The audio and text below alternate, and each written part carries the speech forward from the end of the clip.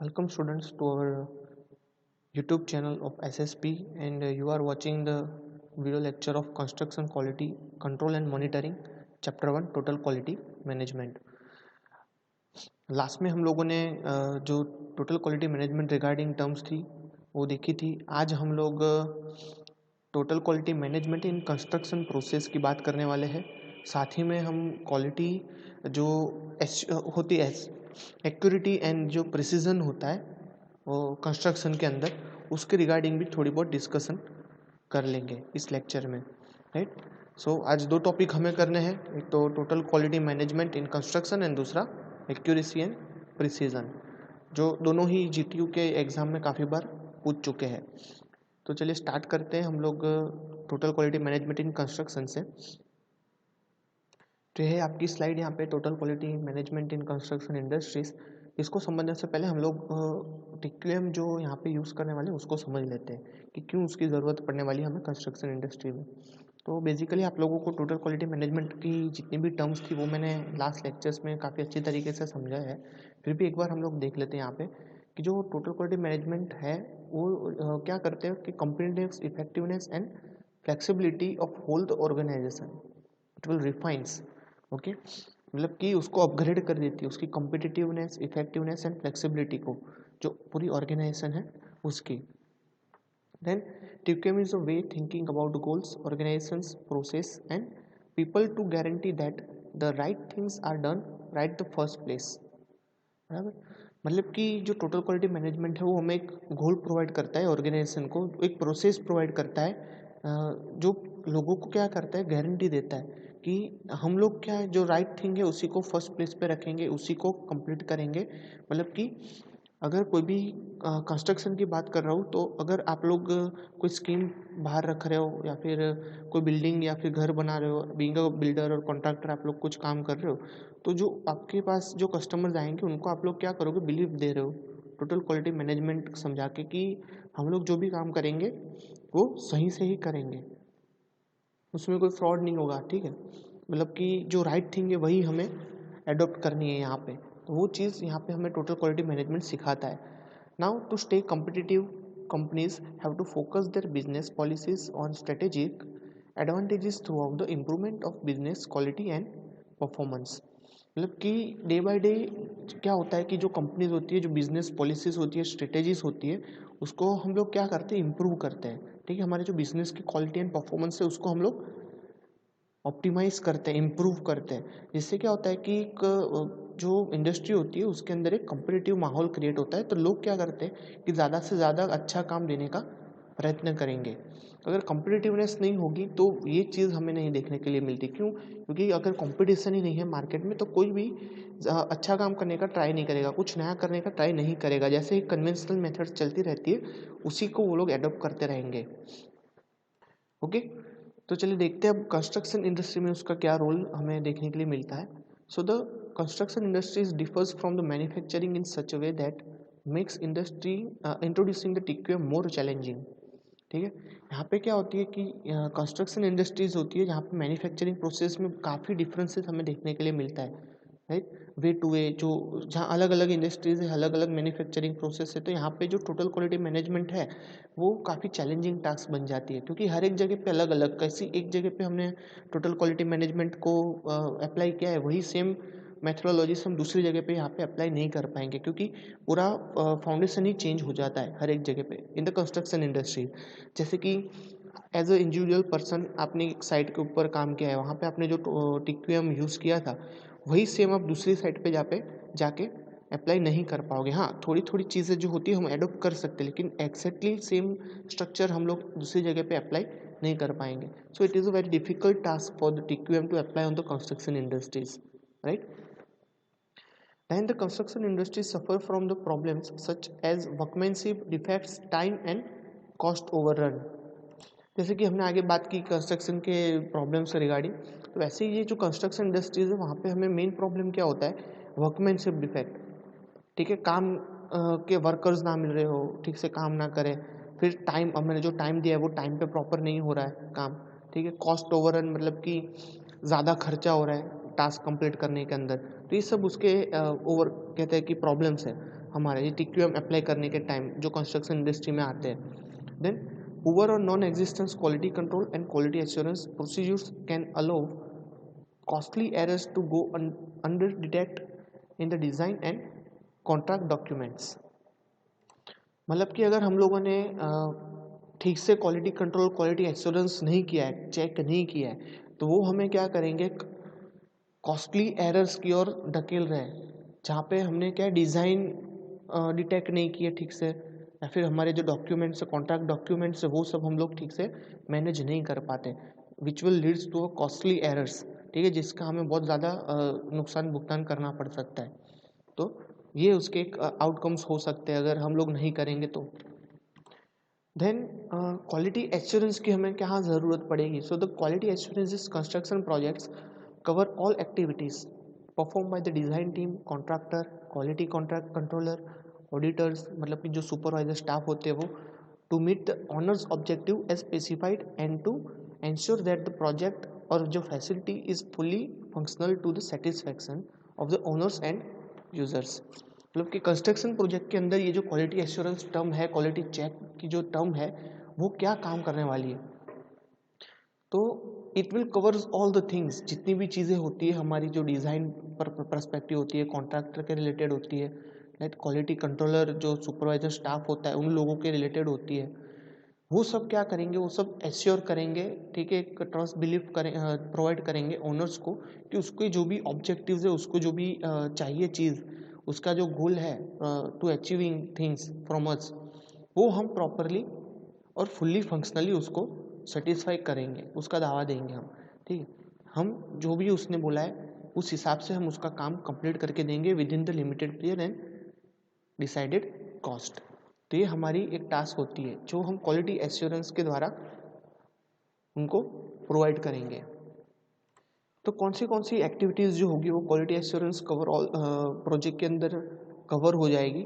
So the quality assurance cover all the activities from the जो design perspectives है, ठीक है, डेवलपमेंट रिलेटेड रिगार्डिंग जो भी टर्म्स है, प्रोडक्शन और कंस्ट्रक्शन जो हम करने वाले उसके रिगार्डिंग जितनी भी टर्म्स है, then installation and servicing to documentation and also including regulation of the quality of raw materials, जो भी रॉ मटेरियल लाने वाले उसकी क्वालिटी की भी हमें एश्योरेंस देते हैं।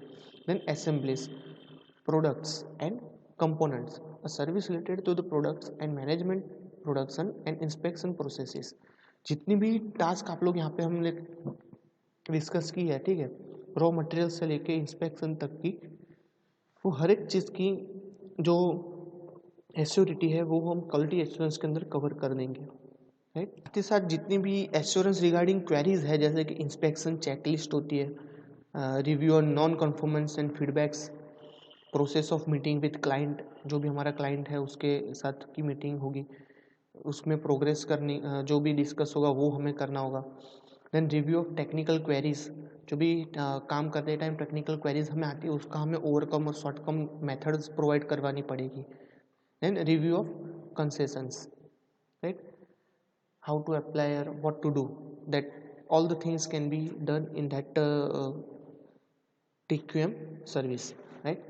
तो ये सब चीज़ें हमें कंस्ट्रक्शन के टाइम पे ध्यान में रखनी है। तो ये सब एक्टिविटी हम किस तरीके से करेंगे उसके लिए मैंने एक फ्लो चार्ट आपके लिए बनाया हुआ है, जो मैं आपको दिखाता हूँ यहाँ पर स्क्रीन पे। जैसे मैंने अभी आगे आपको बताया कि ये जो TQM है कंस्ट्रक्शन के अंदर सभी चीज़ों को गवर्न कर देते हैं वो लोग, ओनर से लेकर आर्किटेक्ट, इंजीनियर, जो कॉन्ट्रैक्टर होगा, बिल्डर्स होंगे, ठीक है, फंड प्रोवाइड करने वाले लोग हैं, सभी लोग का जो टास्क रहता है वो मैंने एक फ्लो डायग्राम के अंदर दिखाया हुआ है। सबसे पहले तो क्या होता है कि जो ओनर्स होते हैं जिनको चीज़ हमसे चाहिए, राइट, वो लोग क्या करेंगे कि उनकी जो रिक्वायरमेंट है और रिक्वायरमेंट्स ऑफ ओनर, ठीक है, उसकी जो रिक्वायरमेंट्स है वो हमें बताएगा, इंजीनियर और आर्किटेक्ट को वो लोग बताएंगे, ठीक है। तो जो ओनर है उसकी रिक्वायरमेंट वो क्या करेगा, हमें बताएगा आर्किटेक्ट और इंजीनियर को। यहाँ पे क्या होगी चीज़ कि जो आर्किटेक्ट और इंजीनियर है they will provide the designing of that requirement, right, जो भी रिक्वायरमेंट उस हिसाब से वो लोग डिज़ाइन करेंगे, स्ट्रक्चर क्रिएट कर की प्लानिंग वानिंग बनाएंगे, ठीक है। एंड वो लोग क्या करेंगे, वो प्लानिंग एंड स्पेसिफिकेशंस जितनी भी है, डिटेलिंग्स है, ड्राइंग्स है, वो सब वो लोग कॉन्ट्रैक्टर को प्रोवाइड कर देंगे, जो कंस्ट्रक्ट करवा रहा है, बिल्डर या कॉन्ट्रैक्टर को, ठीक है। अब उसका जो टास्क है वहाँ पे स्टार्ट होता है, वो क्या करेगा कि जो कंस्ट्रक्शन फेज जो भी स्पेसिफिकेशंस, जो रिक्वायरमेंट, जो डिज़ाइंस क्रिएट की है, उसका जो प्लान एंड स्पेसिफिकेशंस है, उसके ऊपर से ये कॉन्ट्रैक्टर क्या करेगा, जो कंस्ट्रक्शन प्रोसीजर है वो स्टार्ट कर देगा, कंस्ट्रक्शन फेज स्टार्ट हो जाएगा, ठीक है, वहाँ पे कंस्ट्रक्शन हमारा काम चालू कर देगा। Then after completion of that construction phase it will provide the constructed facilities to the owner, ठीक है, वो जो भी है, वो जिसने बिल्डिंग है, ऑफिस है या फिर घर है, जो भी चीज़ हमने बनाई है वो हम ओनर को प्रोवाइड कर देंगे।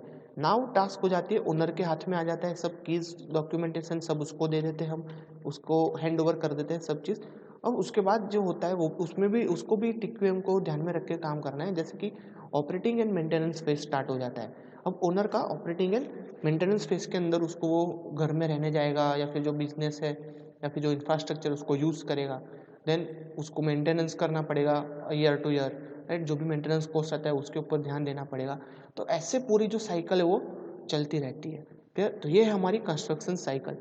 अगर आपको जीटीयू में क्वेश्चन पूछ रहे तो आप इसको ड्रॉ कर सकते हो, तो उसको बेनिफिट रहेगा, आपको ज़्यादा मार्क्स मिलेंगे। क्लियर है यहाँ तक कि जो टोटल क्वालिटी मैनेजमेंट है उसमें कैसे हम लोग को प्लानिंग करना है कंस्ट्रक्शन के अंदर, उसके क्या टर्म्स रहती है, उनकी क्या काम रहते हैं, वो सब आपको मैंने यहाँ पे समझाया है। अब नेक्स्ट देखते हैं हम लोग नए दूसरा टॉपिक जो है हमारा जीटीयू में काफ़ी बार पूछ चुके हैं। जैसे कि आप लोग सिलेबस में देखोगे तो एंगल्स मेजरमेंट के लिए थियोडोलाइट वगैरह के बारे में बता होगा, तो मैं आपको रैंडमली बता देता हूँ। 3 टाइप्स होते हैं थियोडोलाइट के, vernier, micrometer and electronic digital theodolite, ठीक है, जो आप सर्वेइंग में ऑलरेडी पढ़ने वाले हो और पढ़ चुके होंगे, तो उसको हम लोग ज़्यादा डिटेल में नहीं देखते हैं, ठीक है। बट जो कंस्ट्रक्शन इक्विपमेंट हम लोग यूज़ करते हैं डेली यूज़ के अंदर, तो उसके अंदर हमें क्या चीज़ ध्यान में रखनी है, तो वो चीज़ ये टीक्यूएम के अंदर कनेक्ट होती है, जैसे कि एक्यूरेसी एंड प्रिसीजन।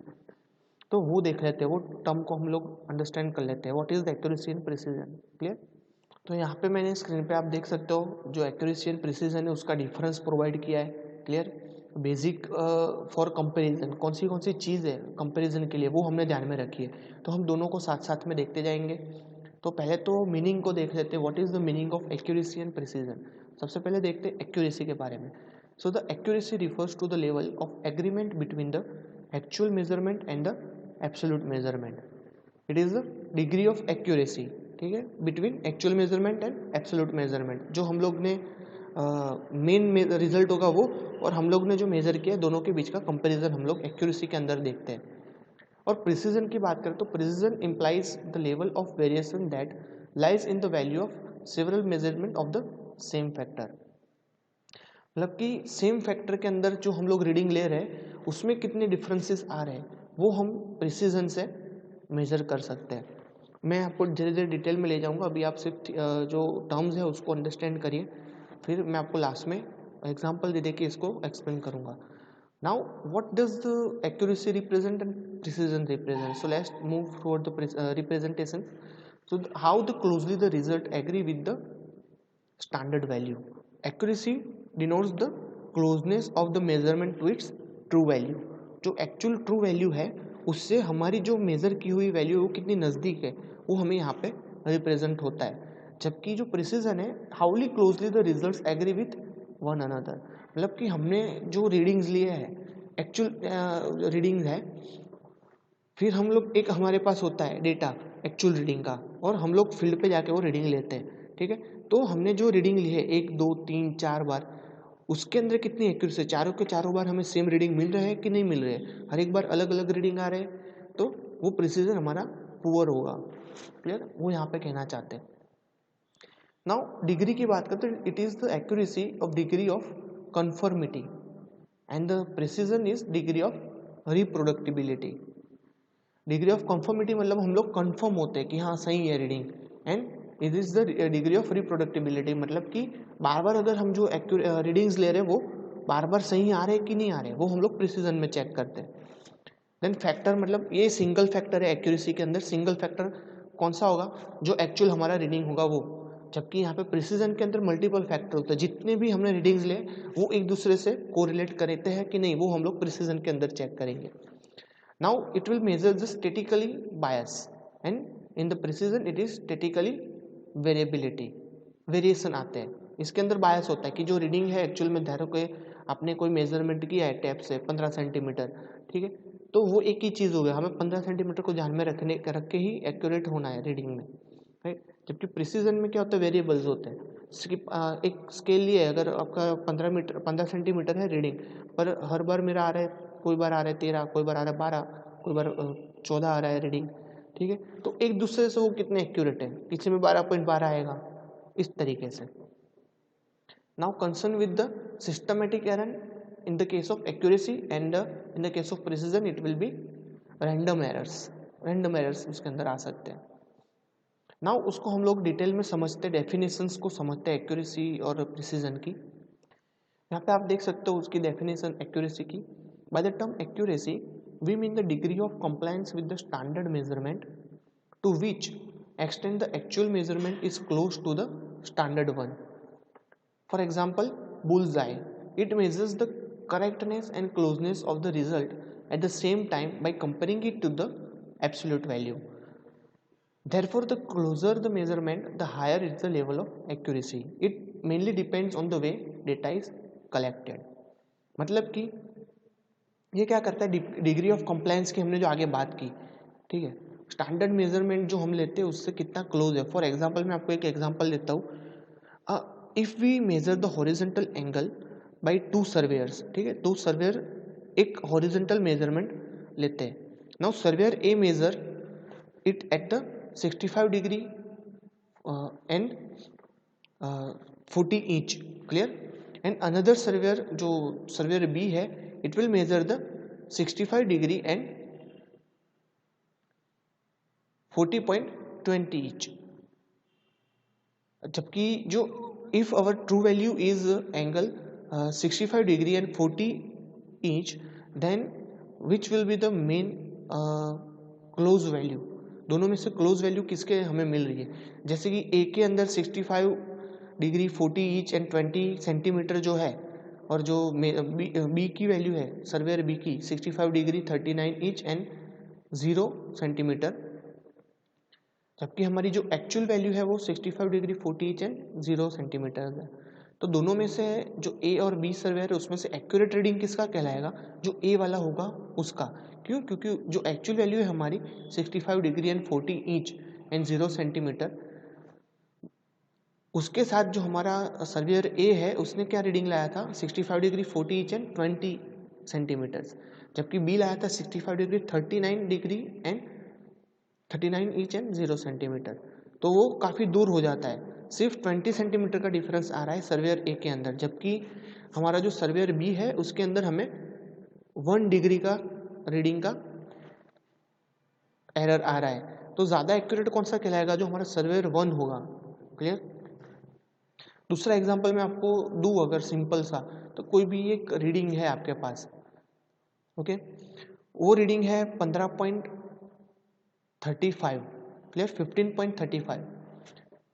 अगर आपको एक्यूरेट वही रीडिंग लाना है तो आप क्या लाओगे, अगर आप एग्जैक्ट नहीं ला रहे हो, मतलब कि 2 एग्जांपल दे रहा हूँ, आपने 2 बार कैलकुलेट किया सम, आपका मेन आंसर है 15.35, ओके, 50.35, पर आपने जब कैलकुलेट किया 2 बार तो आपका आ रहा है 50.30 और दूसरी बार आ रहा है 51। तो 50.30 एंड 51 दोनों में से कौन सा ज़्यादा एक्यूरेट कहलाएगा, तो जो 50.30 है वो ज़्यादा एक्यूरेट कहलाएगा, क्योंकि अपनी जो एक्चुअल वैल्यू है 50.35 उससे वो ज़्यादा क्लोज है, ठीक है, नियरनेस दिखाता है वो, ओके, जो एक्चुअल वैल्यू है उसके साथ। अंडरस्टैंड। नाउ बात करते हैं हम लोग प्रिसीजन की। Precision represent the uniformity of reproducibility in the measurements. It is the degree of excellence in the performance of an operation or the technique used to obtain the result. It measures the extent to which the results are close to each other when the measurements are clustered together. मतलब जो precision होता है, it will measure the denotes its closeness to another measurement, मतलब कि एक same quality हमने major की है साइट के ऊपर, ठीक है, एक सेम क्वालिटी मेजरमेंट के लिए हमने अलग अलग रीडिंग्स लिए हैं, वो अलग अलग रीडिंग्स एक दूसरे के साथ कितने सेम है वो हम लोग प्रिसीजन के अंदर चेक करते हैं। जैसे कि precision reflect the degree of perfection used in the instrument, okay, मतलब कि जो इंस्ट्रूमेंट हम लोग यूज़ कर रहे हैं आप और मैं, उसके हमने कितना प्रिसाइजली यूज़ किया है। जैसे मैं आपको एक डिस्टेंस मेजरमेंट का एग्जांपल देता हूँ। Let the distance between 2 points measure carefully using the invar tape, जो हम लोग टेप मेजर करते हैं उससे, टेप से मेजर करते हैं वो, ठीक है, and it will be found to 530 metre, ठीक है। दूसरा है 530.44 मीटर, एंड थर्ड हमने जो मेजर किया वो है 530.46 मीटर। अब तीनों के तीनों एक दूसरे से काफ़ी क्लोज रिलेट कर रहे हैं। पहला जो रीडिंग था हमारा 530.45 मीटर था, दूसरा हमारा 530.44 मीटर था, एंड तीसरा हमारा 530.46 मीटर था। तो एक दूसरे से वो काफ़ी क्लोज रिलेट कर रहे हैं, दिस थ्री वैल्यूज, राइट।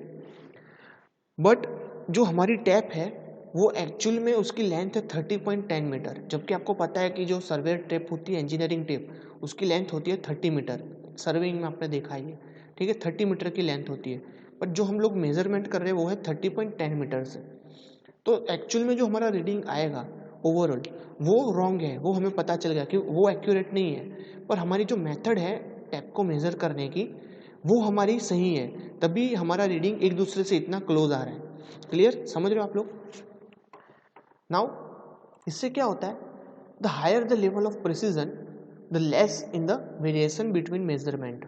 जितना प्रिसीजन हमारा हायर होगा उतना जो मेजरमेंट के वेरिएशन से वो हमारे कम आएंगे। For instance, the precision is when the same spot is hit again and again, which is not necessarily the correct spot. समझ गए आप लोग कि एक ही स्पॉट को हमें लगातार एक ही जगह पे उसको हिट करना है। जैसे कि आप बॉल ले रहे हो, उसके ऊपर आप थ्रो कर रहे हो किसी चीज पे, एक ही जगह पे बार बार आप स्पॉट करो, पर एक्चुअली वहां पे करना ही नहीं है, हमें अलग जगह पे करना है, ठीक है। आप एक काम कर रहे हो, सही से कर रहे हो, लगातार सही से कर रहे हो काम वो, बट गलत डायरेक्शन में कर रहे हो, ठीक है। डायरेक्शन हमें चेंज कर देनी है, सही जगह पे करनी है, वो चीज़ यहाँ पे हमें प्रिसीजन से समझ में आती है।